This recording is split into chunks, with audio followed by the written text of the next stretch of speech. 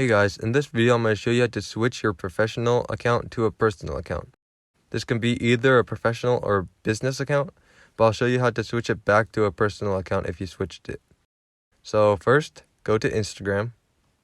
Now once you're here, you want to click on your account on the bottom right corner. As you can see here, my account is on professional mode, so I have the option for analytics and stuff, but if you want to turn that off, first, you have to click on the three bars in the top right corner and then click Settings at the top of the pop-up bar. Now once you're here, you want to click Account. It's near the bottom of the page. Once you click that, scroll all the way down. There should be an option to switch account type.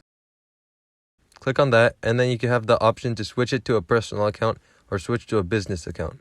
Click Switch to Personal Account.